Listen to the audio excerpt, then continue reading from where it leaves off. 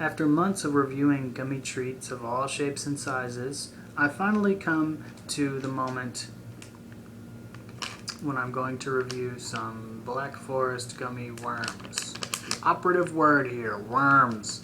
So perhaps the most iconic of the gummy treats, maybe the most famous, is the gummy worm. The lowly worm undergoing that metamorphosis and becoming a popular, world-renowned fruity treat. So let's begin with our packaging notes.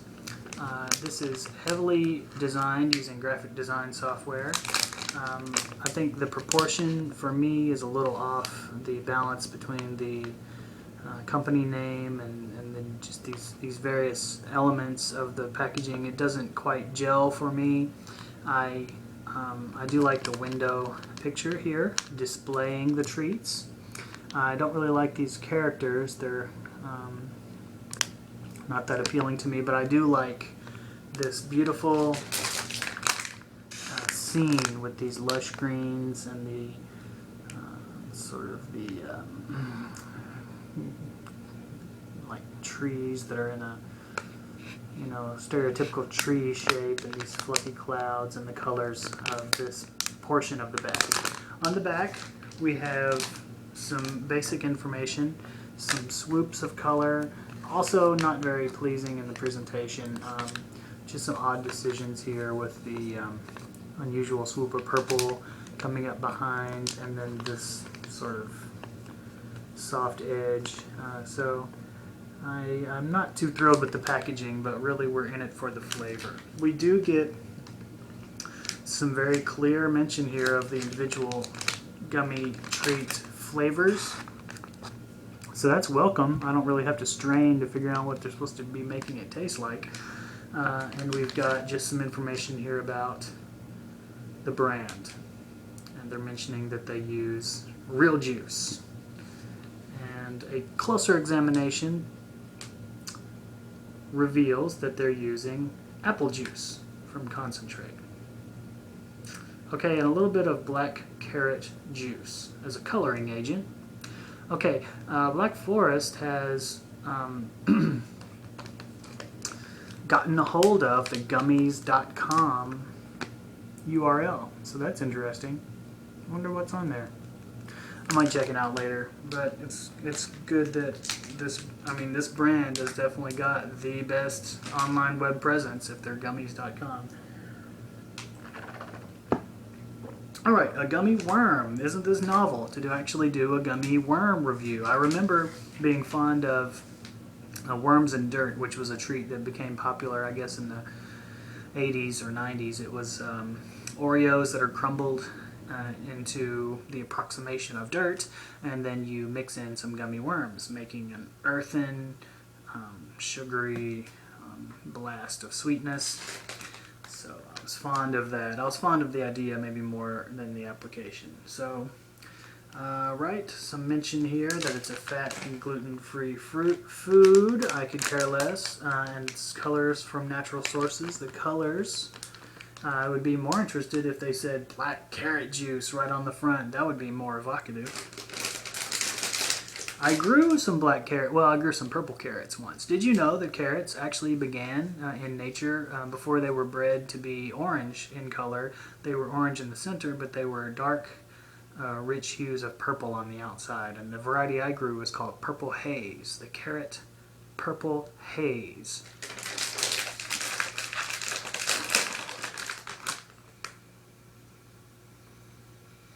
I'm getting kind of a mixture now of conventional supermarket gummy, gummy treat aroma. There's something else in there, a little bit more confectionery. So it's kind of a mix of the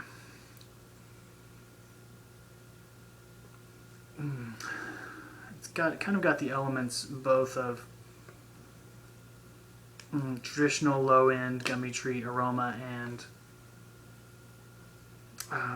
a really acidic upfront kind of a top note. Not quite what I would describe as a sparkling top note, but it definitely has some some vigor to it. I'm going to begin here with the lemon and orange worm, if I can locate one. Alright. Okay, it's clear here that it's the lemon and orange worm because it is both orange and yellow. Those are the typical colors we associate with lemons and oranges. The dye is quite good. Everything is in order. It does look like a giant earthworm. I've seen some big earthworms this week, some big ones. And there's the character. Oh, he's smiling. This worm has the elements of a human face. So it's kind of scary, isn't it? He's smiling there, and he has some eyes that are bugging out and a nose, almost like a snowman. Very weird. I'm going to bite the head off immediately and see if I can, you know, make the nightmare stop.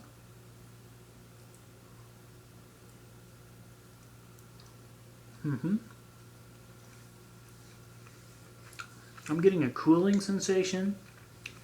This is not a rindy flavor. It does have kind of a heavy, low-end concentrated orange taste. Something that you would find in the grocer's freezer. Just a concentrated frozen grape juice taste. Or, sorry, orange. Orange. I bought 3 oranges today.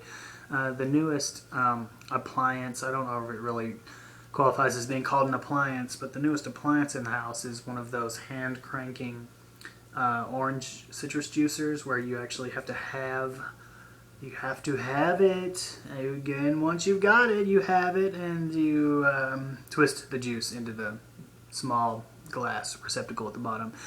I've done it a couple of times already, and I love that taste. So I thought after work today, I was craving orange juice. I would go the route of getting real oranges. Okay, lemon. This one's a little more successful than the orange. Also lacking any rindy flavor. Lacking a clean, natural, inspired taste. It's just kind of like dulled by this blunted edge of a bland, really bad corn syrupy sort of a, yeah, definitely that base flavor is just snaking through. We have to watch out, don't we? When you're doing lemon, you've got to go all in and make it good, and in this case, not too good. Let's go ahead and eat the rest of the worm to get the combination of flavors.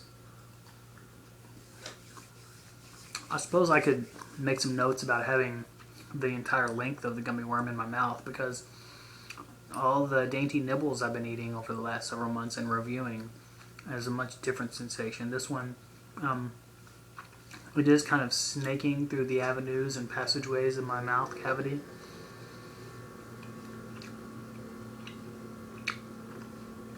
Texture is pretty good, breaks down readily, but not too readily. It's a mouth-filling kind of a treat. I mean, just one worm has basically got my entire mouth full. And it's evoking a little bit of salivation in me. The flavor, kind of a bland, mostly uninspired orange and lemon taste. The orange is dulled a bit by the lemoniness. Of course, the lemoniness doesn't have any space to shine because it was so understated, but as a combination of the two flavors coming together, doing battle once again with that base corn syrupy taste, it was moderately successful, but really not that good.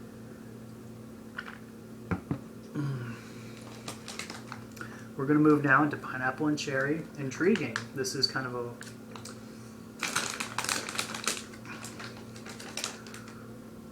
pinkish red and a clear, like white or ivory sort of a worm.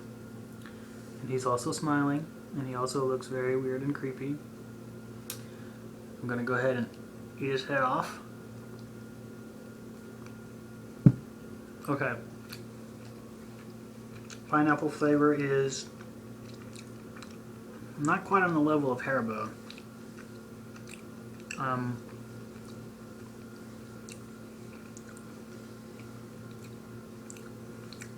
But pretty clean. Not too much murkiness creeping in there. Slithering through. Not too bad. It had an approachable, I would say, taste of pineapple. And this combination with cherry is intriguing. So let's have a little taste of the cherry.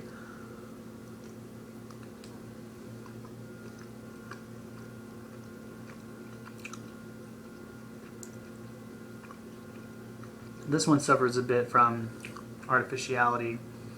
It does have a welcome little bit of tartness, but there's something in it that's not settled.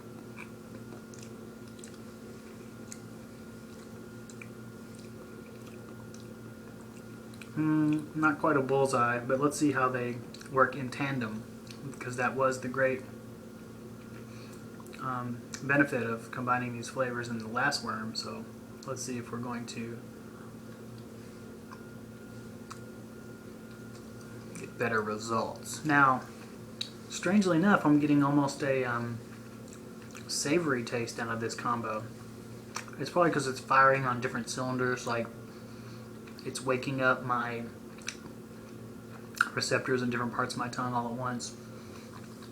So it gave it almost a, well, there was definitely something savory there in the beginning.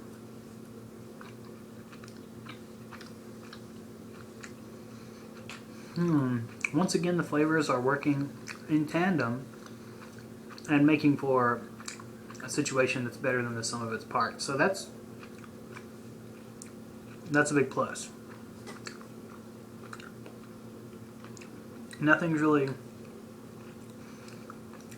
tasting of cherries, but it's like that tartness contrasting a little bit with that approachable sweetness. Made for a pretty good time. Apple and cherry is our final worm. We've got a very light green. I'll look for another one. Yeah, both of these green and red worms seem to have very small portions of green and much more cherry. Yeah, that seems to be the way of it. Alright, I've already tasted cherry before. I'm going to get that out of the way again. So it's a cherry heavy bag. A full 2 out of the 3 worms has cherry flavor.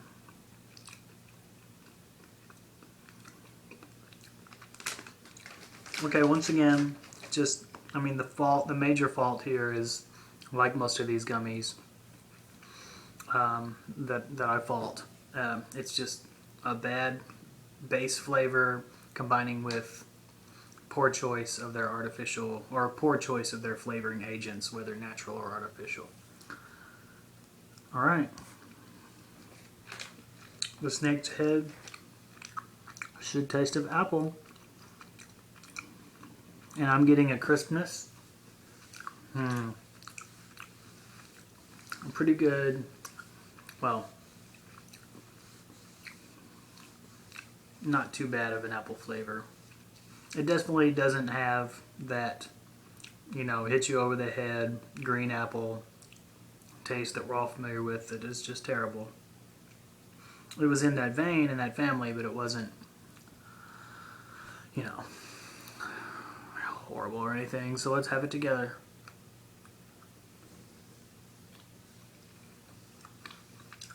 Okay, apple coming to the fore, rounding the first corner. That same unusual savoriness. The palate doesn't know how to react. my body is crying out.